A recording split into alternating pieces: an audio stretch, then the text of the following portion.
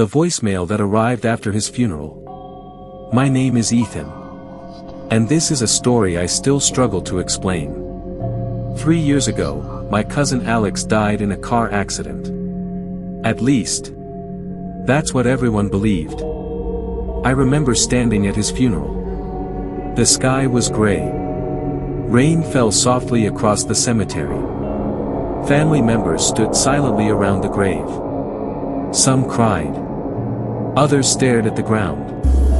Nobody could believe Alex was gone. He was only 26 years old. Funny. Energetic. The kind of person who could make an entire room laugh. And now, he was gone. Or so we thought. Life slowly moved on after the funeral. Weeks became months. Months became years. The pain never completely disappeared, but we learned to live with it. Then something happened. Something that changed everything. One evening, nearly 3 years after Alex's death, I was sitting alone in my apartment. My phone buzzed. A voicemail notification appeared on the screen. At first, I ignored it. Unknown numbers were common. But something caught my attention. The timestamp. The voicemail had arrived only a few seconds earlier. Curious, I pressed play. For several seconds. There was only static. Then I heard a voice. A voice I hadn't heard in 3 years. Ethan. My entire body froze. The voice continued. If you're hearing this. Static interrupted the message. Then silence. The voicemail ended. My hand started shaking. I replayed it. Again. And again. There was no mistake. It was Alex. The exact same voice. The same way of speaking. The same tone. I couldn't sleep that night. The next morning, I played the voicemail for my family. Nobody spoke. My aunt started crying immediately. My uncle turned pale. Everyone recognized the voice. It was Alex.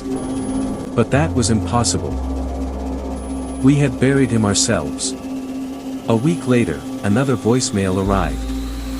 This one was longer. Ethan. I don't have much time. Please listen carefully. The audio crackled. Then Alex whispered something. Look under the bridge. The message ended. That was all. Look under the bridge. Nobody understood what it meant. Police were contacted. At first, they assumed someone was playing a cruel prank. But when audio experts examined the recordings, they made a shocking discovery. The voice wasn't generated by AI. It wasn't edited. It wasn't copied from old videos. The voice appeared authentic. Days later, investigators searched an abandoned bridge outside town. Hidden beneath the structure, they found an old backpack.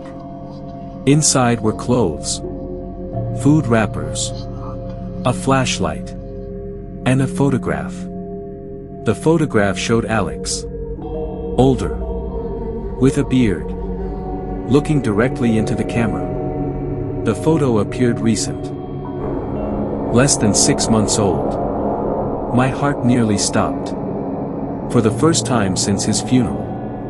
There was proof that Alex might still be alive. News spread quickly. Local television stations covered the story. The entire town wanted answers. Where had Alex been? Why had he disappeared? And who was sending the voicemails? Then came the third message. It arrived at exactly 3:14 a.m. I was awake when my phone rang. This time Alex sounded frightened. Ethan. He's watching me. If I disappear again, don't stop looking. A loud crashing sound echoed in the background. Then the recording cut off. Police immediately reopened the investigation. For weeks they followed every clue. Every lead. Every rumor. Then investigators discovered something unusual. A faint sound hidden beneath the voicemail. A train horn. After enhancing the audio, experts identified the exact railway line.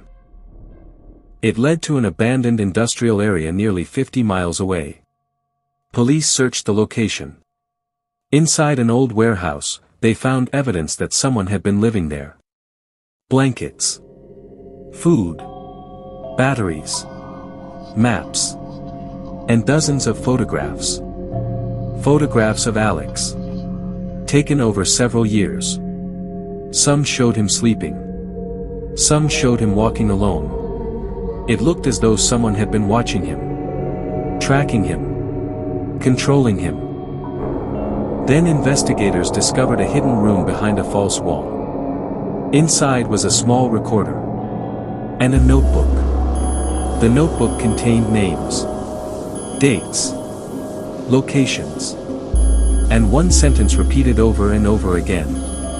He must never leave. The case suddenly became much darker. Someone had been keeping Alex hidden. For years. Then, 2 weeks later, the final voicemail arrived.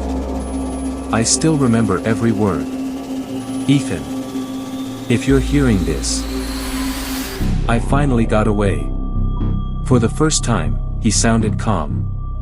Relieved. Almost happy. Then he said something that changed everything. Meet me where we used to fish. The recording ended. Immediately, police rushed to the old lake where Alex and I spent our childhood summers. The area was surrounded. Officers searched for hours. Then, just before sunset, someone emerged from the trees. Thin. Weak. Exhausted.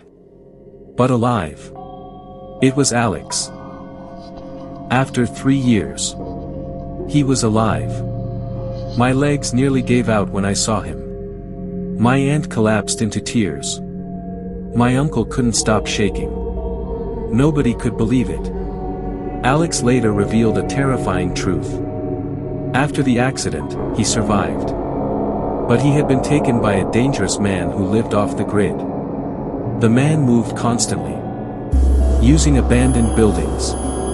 Cabins. Warehouses. Keeping Alex isolated from the world. The voicemails were Alex's secret attempts to leave clues behind. Tiny clues. Just enough to guide investigators.